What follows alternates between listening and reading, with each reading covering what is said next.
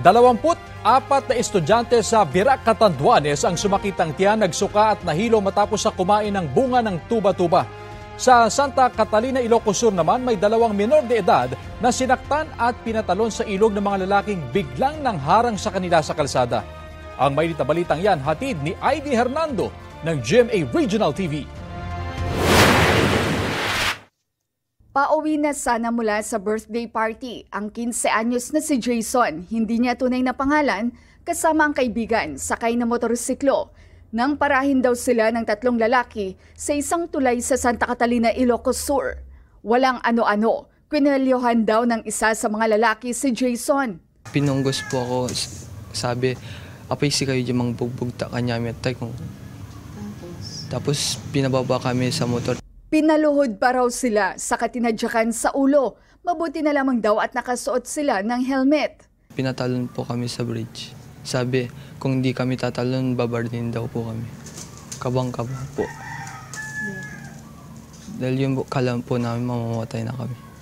Lumangoy papunta sa kabilang bahagi ng ilog si Jason at ang kanyang kaibigan saka humingi ng tulong. Narecover ng pulisya ang motorsiklo sa gilid ng ilog. Inaalam naman ang pagkakakilanlan ng 3 lalaki sa tulong ng mga CCTV sa lugar. Dahil ang sabi ng mga bata, allegedly parang may bubunutin daw na parang allegedly parang baril sa likod pero hindi naman nakita. Pero ang sabi daw, kung ano gusto nyo, barilin namin kayo, ganun daw. So pwede natin silang kasuhan ng grave threat saka malicious mischief para doon sa pagkasira ng motor nila. Nasa 24 na estudyante sa Virac, Catanduanes ang nakaranas ng pananakit ng tiyan, pagsusuka at pagkahilo.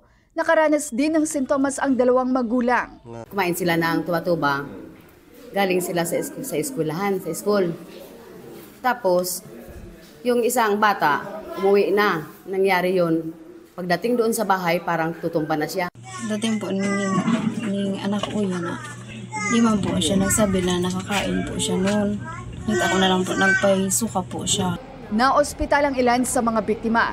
Dahil sa insidente, nagsasagawa na ng information campaign ang Virac Rural Health Unit. Ayon sa kanila, gamit bilang herbal medicine ang dahon ng tuba-tuba pero hindi raw kinakain ang bunga nito. Talagang marami yung nakain mo and then lumala yung epekto katulad nitong abdominal pain, vomiting and so mabuti nga at diretso naman naagapan itong mga bata at nadala sa hospital. So nalapatan sila ng kaukulang lunas. Nasuspindi ang klase sa isang high school sa Santa Ilocos Sur matapos magkaroon ng sintomas ang nasa 11 estudyante. Kabilang sa kanila si Jenny, di niya tunay na pangalan, na sumakit daw ang tiyan at nagsuka matapos umanong may makitang kakaiba sa loob ng kanilang silid-aralan. Yung mata niya po na black po. Yung ulo niya po tagudo po. Umiyak po ako. Tapos di ko na po alam ginagawa ko. Tijiplasan man ti, ranchon man ti, nakakita kanya na nga nakaidan man. Nga adote mang tengtengel kanya naman. Nakalamlami is nga magsisikil di bagi na ma'am. Arigan din na kahit ti mapanaglasar arigan ma'am. Kaya ta pausumula ti pampanunutan ma'am. Ayon sa isang psychologist, posibleng mass hysteria o collective psychogenic illness ang nangyari kung saan nakaranas ng sintomas sa mga estudyante dahil sa matinding emosyon, tension o stress. So meron din tayong tinatawag na emotional contagion. Ibig sabihin, yung matinding emosyon, pwede niyang mahawaan yung ibang tao na kung saan itong mga taong ito ay vulnerable or yung madaling ma-stress or madaling matakot. Pwedeng epekto raw ito ng pagod, gutom, puyat o stress sa pag-aaral. Kaya't mahalaga raw ang psychological first aid, counseling at stress debriefing. Tumanggi mabigay ng pahayag sa GMA Regional TV ang school principal. Magbabalik eskwela ang mga estudyante sa August 27. Ivy Hernando ng GMA Regional TV. Nagbabalita para sa GMA Integrated News. Kapuso, alamin ang maiinit na balita. Bisitahin at mag-subscribe sa GMA Integrated News sa YouTube.